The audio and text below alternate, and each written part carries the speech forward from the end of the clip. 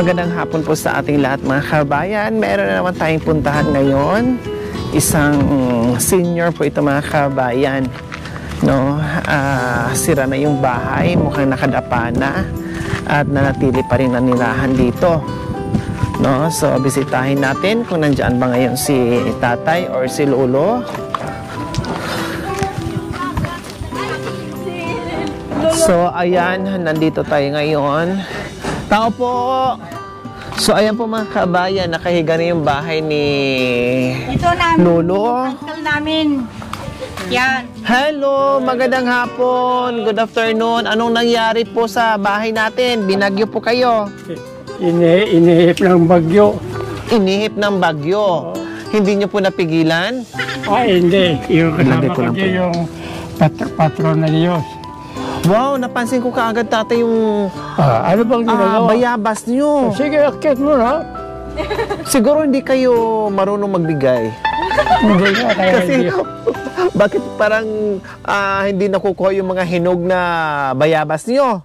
O nagsawa na silang kumain ng bayabas? Hindi, dahil kasi yung mga bata inaakyat, ayaw ko dahil Baka mahulog. baka mahulog yung inayaw. Tama. Sungkitin na lang po nila pag gusto. No, ang sasarap. Ang dami. Sige, Titik sa dapat. bunga. Mamaya hihingi po Yeah, kami. yeah. Pangalan nyo po? Dominador Alcantara Rivera, Si Lolo Dominador. Ilang taon na po kayo? 81. Wow, ang galing naman 81 at malakas pa. Nasaan po si Mrs. nyo? Ay, nasa abroad. Wala nang balikan. Ilan po ang anak nyo? Alam ba yun? 5 yata. Mukhang nakakalimutan nyo na yung mga anak nyo. Ay, malakas ang pumapasok sa akin na lubat. Nalubat po kayo. Ay, sobra. So ayan, Tatay Domindor, maitanong ko lang po sa inyo, sinong kasama niyo po dito sa bahay niyo? Wala na po. Wala kayong kasama. Kumusta naman po yung mga anak niyo? Nandito, 3. Yung 2 sa Kandon. Sa Kandon. Tapos, yung iba po, saan po nakatira? Wala na yun. Ang Kandon sa rito. May mga kanya-kanyang pamilya na. O bakit nandito pa rin po kayo nakatira sa nakadapan yung bahay? Hindi po ba kayo natatakot? Baka mamaya ay tuluyang gumapang ang bahay nyo? Yan na nga hinihintay ko na Parang mamatay na ako. Oo. Patay rin siya. Ay, nandito po kami kasi isa siguro sa mga apo yung nag-message sa amin na kayo ay ganito yung buhay. Kaya pinasyalan po namin kayo. Ay, So okay lang po ba sa inyo na napasyalan at makausap kayo? parang mayroon ko naman makakausap na iba. Ayun. So sabi niyo po kanina ay inaantay nyo na lang na mawala kayo sa mundo. Matagal-tagal pa po yun. Biro nyo, 81 kayo pero malakas pa rin po kayo. Oo nga. Diba? So, huwag nyo pong iisipin yun. Wala rin. Naisip rin. Sumisingit ang na. Pag wala siguro kayo nakakausap at nababagot kayo, kaya naiisip nyo po yung ganong mga bagay. Diba? So, pasyal-pasyal kayo doon sa mga anak nyo. Total, may mga anak na kayo. Dito na, digay na kami. Ayun. Tapos yung mga apo, yun, kausapin mo sila para hindi kayo nabuburing dyan sa bahay nyo. Ang liliit pa yung mga apo ko. Masyadong malikot sa laruan. Anong ngayon, kumusta naman po? Anong trabaho nyo po? Ay, wala na rin. Wala na. Hindi ko na rin makaya. Bakit? Siyempre, mahina na at nahihilo na. Ay, oo. Nahihilo na. Paano yung pagkain niyo po? Sino pong nagbibigay? Yan, mga anak. Kapitbahay dyan. Ang mga anak niyo po. Saka yung kalating latang, isang bisis ko nasa inyo niyan, maghapon na. Maghapon na po. Ay, may na kumain. So yun po yung inaasahan nyo dahil hindi na kayo makapagtrabaho, yung bigay-bigay na lang po sa mga anak. Ay, hindi naman, kahit pa paano. Naglalakad, namumulot mga buti, landok, plastic. Sabi nyo, nahihilo na po kayo. At hindi nyo na kayo, hanggang ngayon, namumulot pa rin po kayo ng kalakal. Hindi naman panay-panay. Dito lang sa gilid mga karraga. Pag yung medyo malakas yung katawan nyo, Oo, yung naramdaman na malakas. medyo okay yung nararamdaman nyo, lalabas kayo ng bahay para mamulot ng mga Oo, kung pwedeng ibenta. naramdaman ko na malakas. Ano po. O kumusta naman po kayo ngayong araw? Marami pang bigas? May maisasaing pa po ba kayo? Meron pa. Meron pa kahit Meron pa paano? pa, O hanggang bukas siguro. hanggang bukas? Anong tinanghalian nyo po kanina? Ay, yan ang problema. Wala na. Wala na. Maaring tinatawag namin dito, yuk-yuk, ginugawan, pero kape yun. Dahil itim, di ba?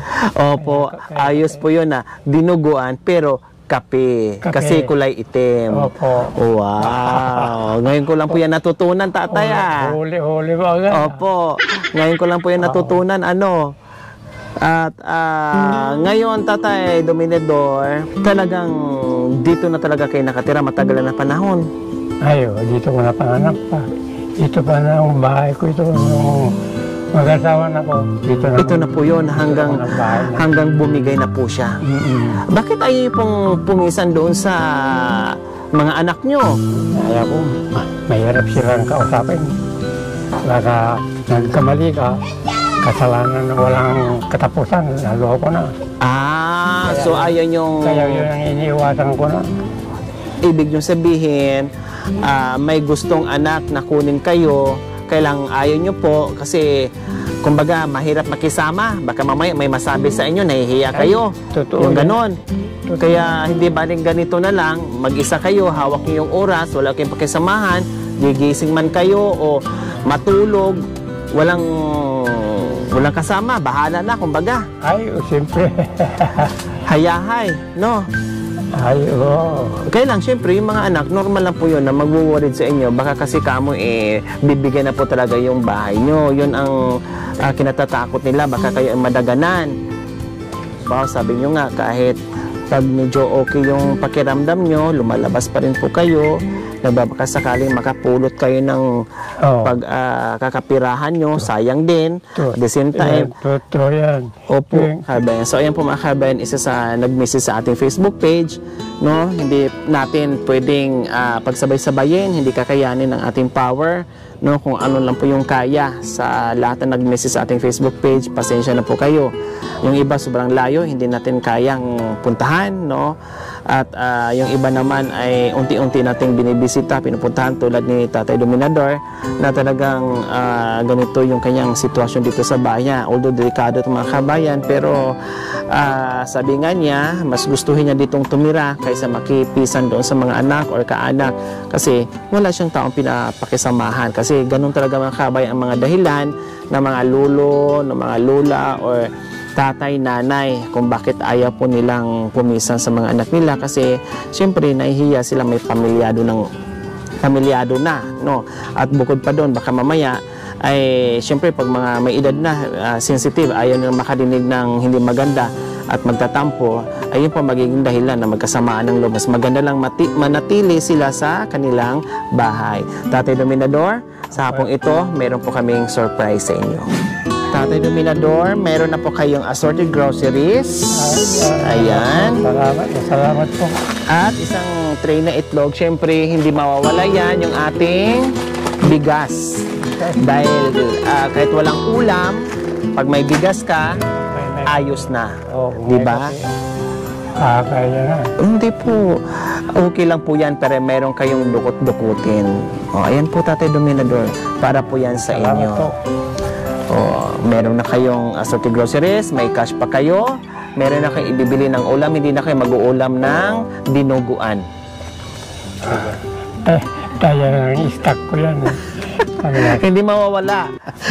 Okay, so ayan, maraming salamat po. Isa na naman si Tatay, no, na nabisita natin sa hapong ito at nabigyan ng biyaya. Maraming salamat po sa iyong pinaglingkod sa amin. Kaya na, hindi ko na matapos. Mapayag ako. Oo. Napaluha si Tatay Dominador sa hindi niya po akalain na matatanggap po niya. Ayan.